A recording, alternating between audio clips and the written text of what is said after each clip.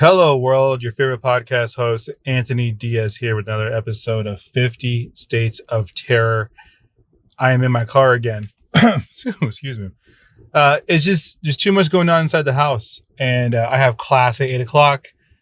My desk is prepared for class, so like all of my books, my notes, my recording equipment, my mic, all that stuff is there for class. So I figured, why not test out my brand new Rode Video Mic MEC Plus? Yep. I haven't had a chance to test it out yet. So this is the inaugural testing of this new audio, man. I'm excited. This thing looks cool. It plugs right into the phone. It has a USB-C plug right into it. It connects right into the Rode software that's on the phone, the Rode Connect stuff, and man, it's just dope. I like it.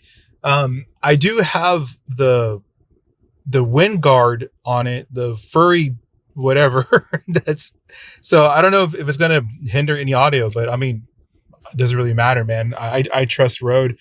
I get my Rode USB mic, pod mic back tomorrow from it being repaired.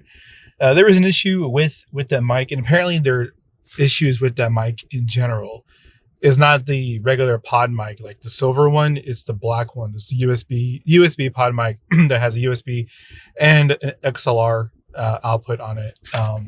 And I bought it a while back and I wanted to use it with my Rode Streamer X because honestly, I'm just trying to ease my way out of condenser mics and going to more dynamic mics, primarily because of just what I really want to accomplish in recording.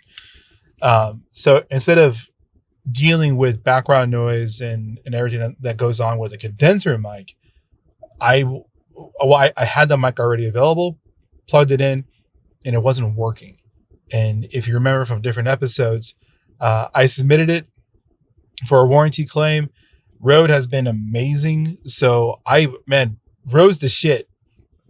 I don't know if they are other types of companies that do mobile recording like Rode does, but I got the wireless pros. I got now I have the video mic MEC Plus. I have the NT mic that connects to USB, so I use that sometimes. So my Rode collection of recording equipment is starting to get a little more robust, and I personally 100% will back Rode. I will probably get Rode over other products now because of just the way I like the way they sound. I like the ease of connection. I like everything about it. I don't really know if like other companies have the same catalog. Like, sure, I know down the road when I have the money and when I have the studio space, I do eventually want to get the Shure SMB7, I think it is. It's like the gold standard of mics to have for a studio. But right now, man, Rode is just where it's at. Like, I don't know. I haven't heard anything like Beacon doesn't. I haven't seen anything from Beacon. I haven't seen anything from Shure that has all of this type of stuff. But then again, I haven't really looked out for different companies. I primarily am just narrow focused on getting Rode because Rode is really, really good. The customer service is awesome. And hey, Rode, if you want a small time, content creator to promote your stuff, man, I'm your guy. But yeah. What else is going on? Midterms for grad school. One exam, my prob and stats class. I bombed the test, man. And I was fairly confident going in. I thought I knew what I was doing, but man, I bombed it bad. I don't know where I sit currently because I haven't done the math yet. I haven't done, what my points are versus how many points available. I was sitting at a high C, but now I think I'm below that threshold. But it's okay because I can get points back with homework. Because with homework, you have time and you have people to help you, and you can try to understand the content more, and you can try your best to get as much points as possible to boost up your overall grade. But that exam kicked my ass, and apparently I wasn't alone. There are other people in my cohort that expressed their same concern about how hard that test was, man. It was and again, like, I felt really confident going in, but damn, it kicked my ass. It kicked my ass. The job hunt. I am still looking for a full-time job. I'm still part-time with the university. I'm trying to find full-time work. I need full-time work. My health insurance has already lapsed. The 31 days after my termination date, it's gone. No health insurance, no vision, no dental. And I'm just trying to find full-time work. I am confident and hopeful that something will happen on the job front soon. But until then, all I can do is just keep on applying and keep on going to my part-time job, trying to put food on the table, man. You know what I'm saying? Yeah. So hopefully things will pan out. Man. But I'm hopeful that my writing will help bring some money in, and you can go to my page, vocal.media, and look for my name, Anthony Diaz. Every click, every read I get gets one penny, 1 cent. So if you like what you read, share it and help a brother out. Maybe I'll get $1. And if I get $1, that's $1 more than I didn't have. Hopefully I can get some sponsorships for the show. Hopefully I can get some revenue coming in and help pay for grad school too. So, but yeah, I'm chugging along, trying to keep my spirits up. You know what I'm saying? And all I can do is try to make the best of everything and keep a positive attitude, because everything else in the world looks like shit. But I'm here doing my best. Pretty comical too. My setup right now, the way this is set up, it's the microphone. Again, it's the USB-C is plugged into the phone, but I need my next upgrade for this type of stuff would probably be a new gimbal, a new phone stand or something. But I have it propped up next to an umbrella to wedge it so it stays in place. Hey, if it works, it works, man. If it works, it works. But hey, guess what? Notes. Washington. I did something new. I didn't do much of the research. I outsourced the research. I had a message come through, and someone was saying that, hey, like, I can do some research for you. Down on their luck, and like, hey, $20, I'll do research for you. So that's what I did. Helped out a fellow content creator who was just looking to make some money, and reached out. I don't know where they're from. I forgot. I didn't ask where they're from, but it was I went through Fiverr, and if you don't know what Fiverr is, it is a place where people can just like put their stuff out to get some odd jobs, whether it's like editing or writing or recording or what have you. So paid them, and they gave me a Word doc with all this with some information, and we're gonna go with it. I didn't have a chance to read it over. I've been swamped with so much extra stuff, especially with grad school. Grad school takes so much of my time. But like I said in previous episodes, if you want things done, you have to carve out time. Carve out time management, man. It's needed. You can't just sit around and think, oh, you know what? I'll time will magically appear. Like, it doesn't work like that, dude. You seriously have to carve out time to make shit work. So here we go. I am doing Washington State. Let's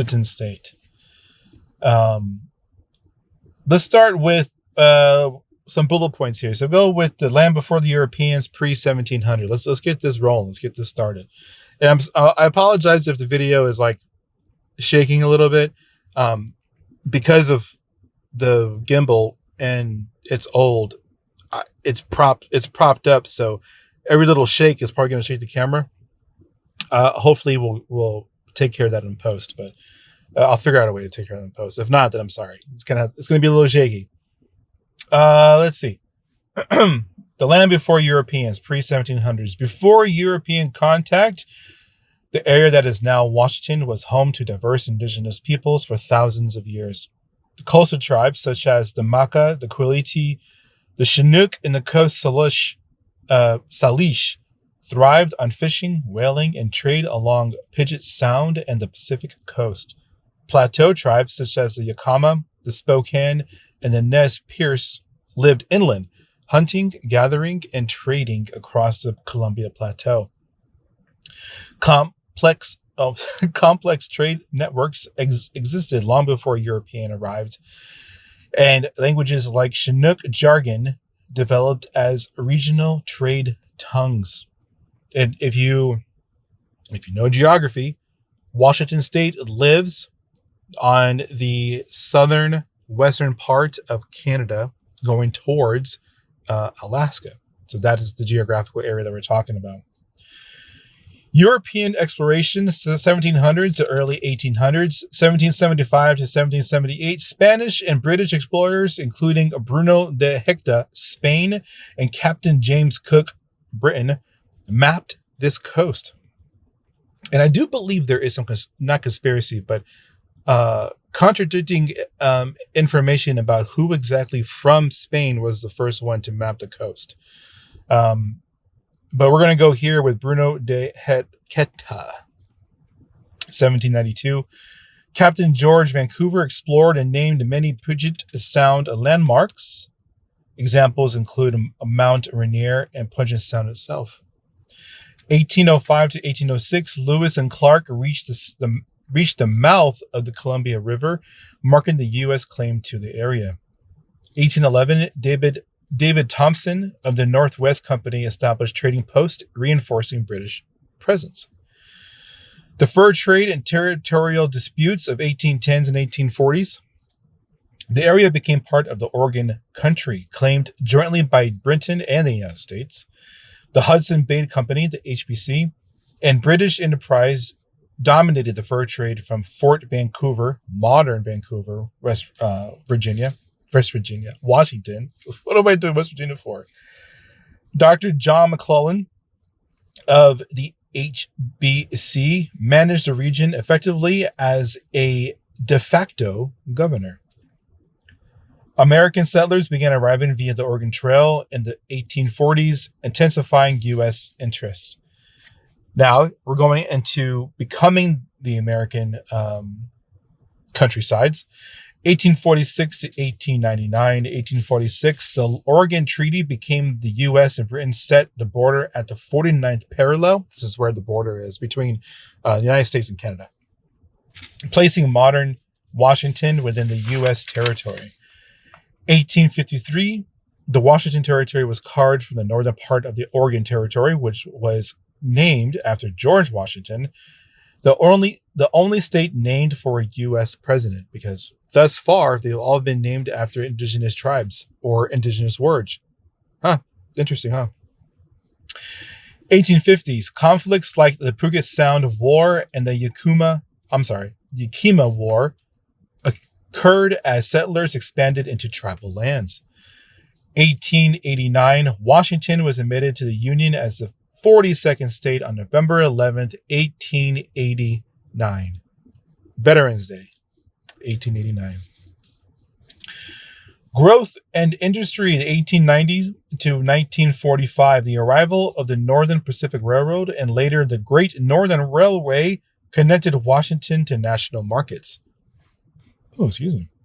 Seattle became a booming port city, especially after the 1897 Klondike Gold Rush, which made it a gateway to Alaska. Oh, man.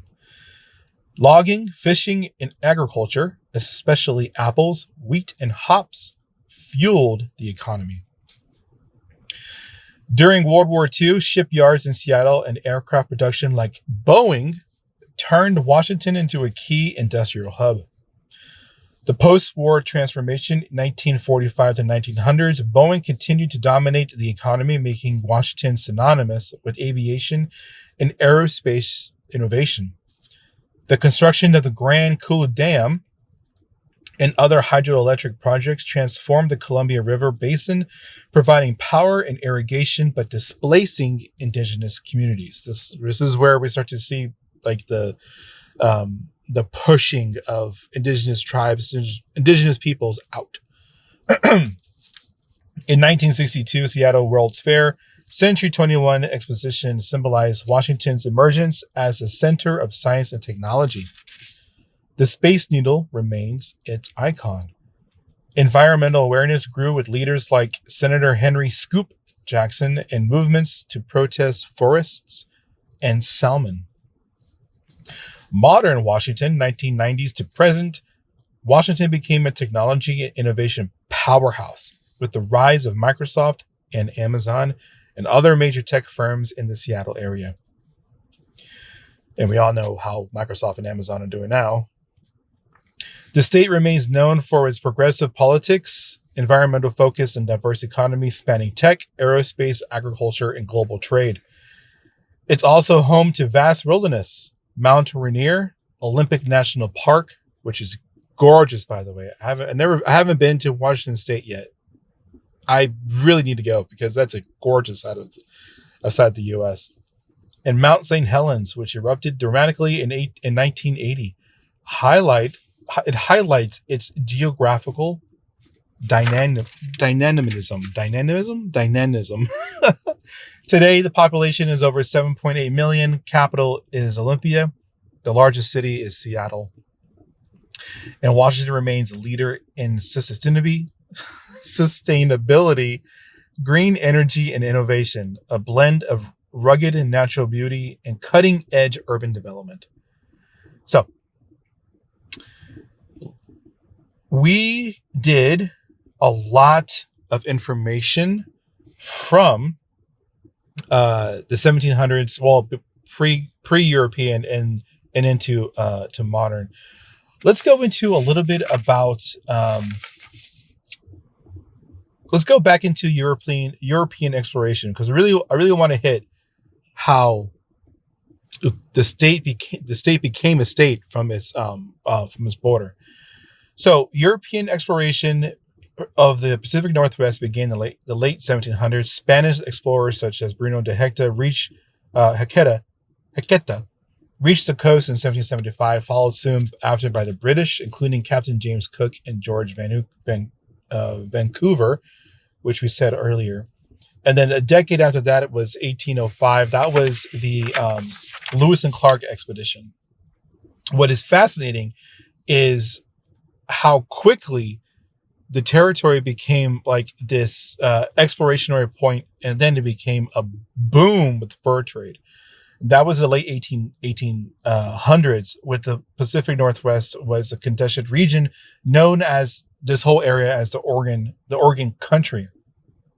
And again, it was claimed by both the U.S. and Great Britain. They've been going to the Oregon Trail in the 1840s. And then again, this is the most interesting part about this entire thing is how they established the border. And the border was the 49th parallel. 49th? Was it the 49th?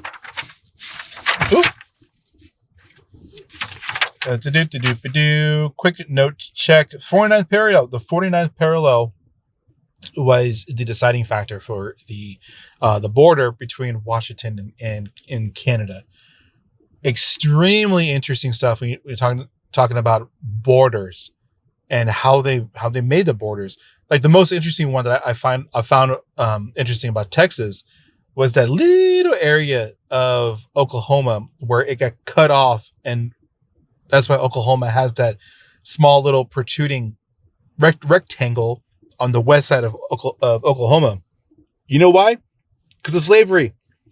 Because of the territories of where it stood, where slaves were to be free. Texas was like, no, fuck that, and then they lowered the border and gave it to Oklahoma. So yeah, that's why there was that small little section there. So yeah, I have never been to Oklahoma. I mean, not Oklahoma. Talking about Oklahoma, I've never been to Washington State. I really want to go because the history of the indigenous people. I follow a couple of content creators who are indigenous content creators, and they do historical segments. They do like different areas to explore. Like they do book reads and poetry and stuff like that. Washington State is like one of those areas to where like if you were asking the same question in the 1800s, like where would you go find the most concentrated area?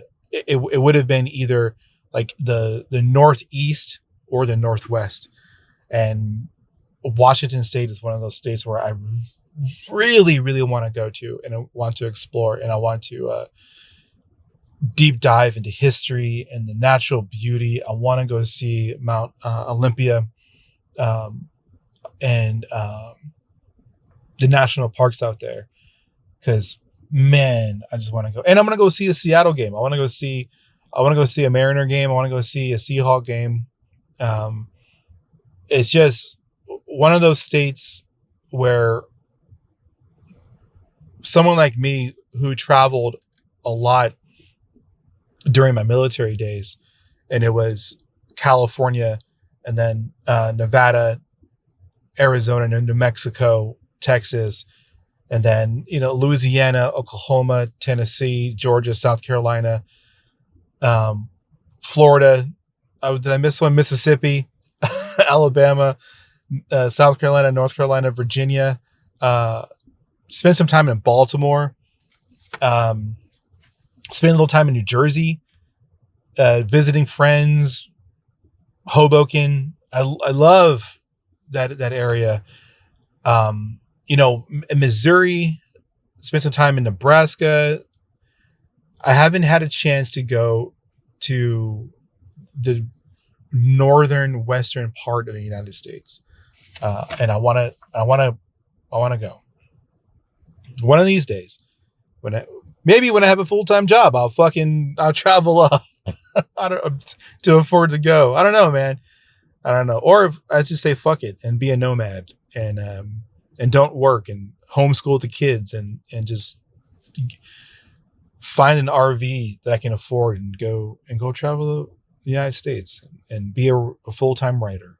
Because that's ultimately, man, that would be a dream come true, right? Be a full-time writer and content creator and do this for a living and sell books and sell my stories and sell my poetry and sell content. Yeah. I've lived long enough to where I did enough, 15 years in federal service. I spent 8 years 5 years active, 3 years reserve in the Marines. Isn't it time? Isn't it time to be like, okay, congratulations, you survived all this shit. Go be creative. Go be creative. Like I hear so much about like Sweden and Norway. I don't know if it's true, but I've heard that after a certain amount of time that you spent working and you spent paying taxes and you spent, contributing to the economy, and I think you earn, an early retirement. I don't know if it's true. I hope it's true, because that'd be fucking awesome. Like, hey, you made it to 50. Congratulations. You can now do whatever the fuck you want and here's a portion of what you contributed to the economy. Here's a portion of it back. Here's your retirement. Go have fun. Be creative. I don't know if it's true, but that sounds like a fucking heavenly thing to do, wouldn't it? Let's get to the cryptid. This one I chose because it looks gnarly. I cannot fucking pronounce it. I'm sorry for cursing so much today. I think I'm more relaxed today, right? My normal vernacular is coming out. But here we go. Here's the attempt. The Baxbakwalanuxsiwae. The Baxbakwalanuxsiwae. It is a demon-like cryptid creature. Here we go. Indigenous nation in the Pacific Northwest coast of Canada. Here's an overview of this cryptid. The Baxbakwalanuxsiwae. It is translated into the man-eater at the north end of the world. It comes from the Kwakwala language, and variations in spelling occur because of different transcriptions. It is often described as a supernatural cannibal giant who lives deep in the forest or at the edges of the world. It is a powerful spirit associated with winter ceremonial traditions, particularly the Hamatsa, the cannibal dance, one of the most important and sacred of the Kwakwaka ceremonies. And I deeply apologize for butchering the pronunciation, but I'm doing my best. It is a chief of the man-eating spirits, who include other beings like the Bakwas, the wild men of the woods, or the Zunakwa, the wild woman of the woods. During the Hamatsa initiation ceremony, a young initiate is said to be possessed by the Baxbakwalanuxsiwae spirit. The initiate must then be ritually tamed and purified through song, dance, a ritual action symbolizing control over the wild and dangerous forces. Holy shit. The transformation, symbolism. The transition from wildness to civilized human order. The spirit world's untamed and predatory nature, and the ability of the community in ritual to restore balance and harmony. These are the symbolism of this ritual, of this creature. Now, it is depicted with a humanoid creature with multiple mouths, sometimes on his hands, face, and other parts of his body, symbolizing unsustainable hunger and supernatural power. So think of this humanoid, tall, thick, like grotesque creature, humanoid with mouths all over his body.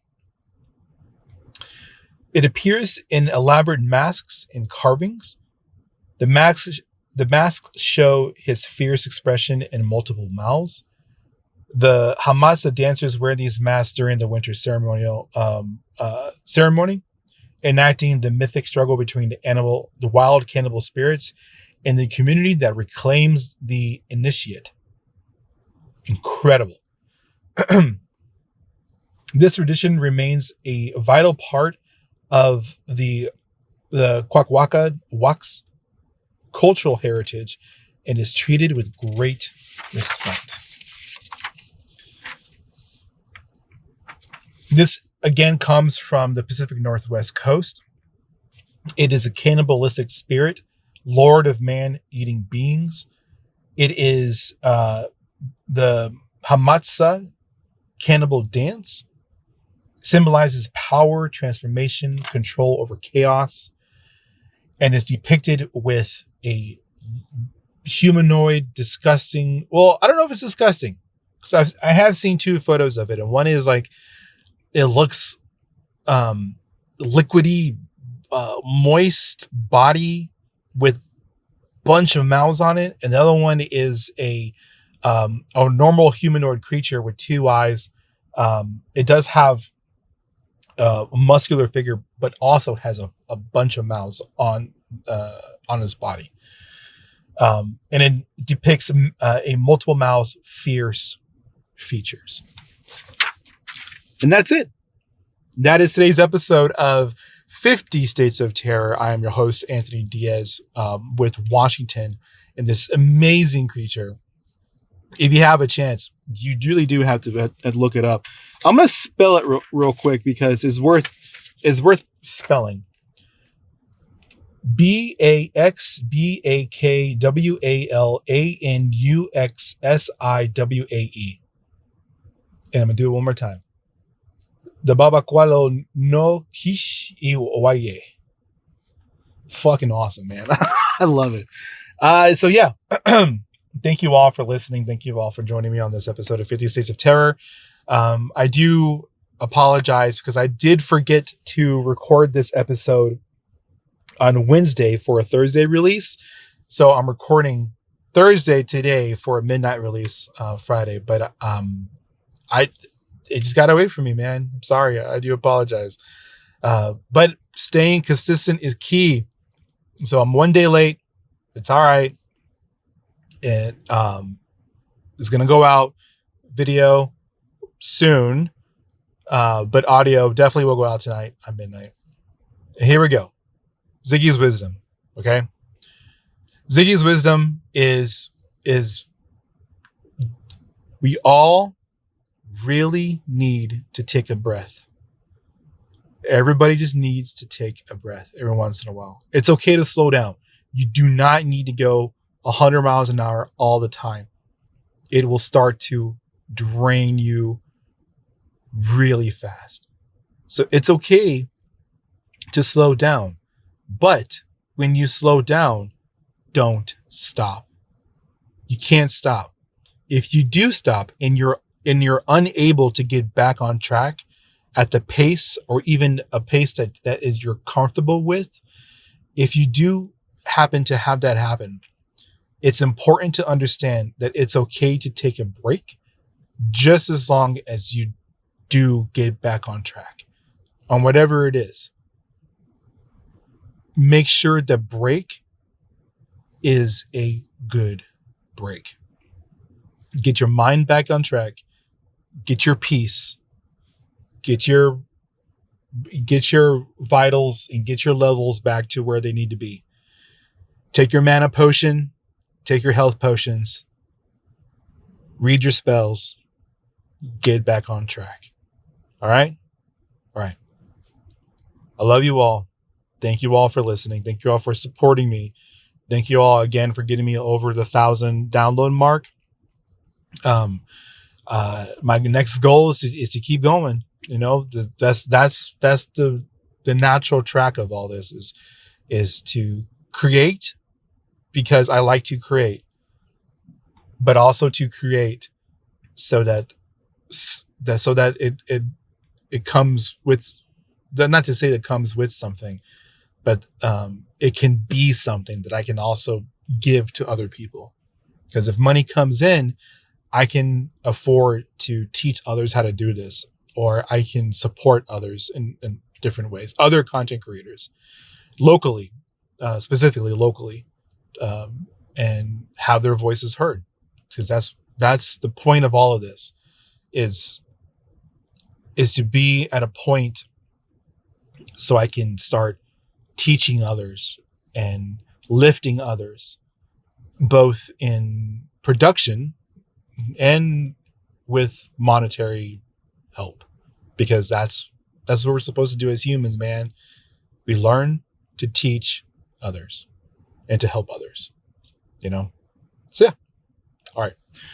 Thank you all. Later.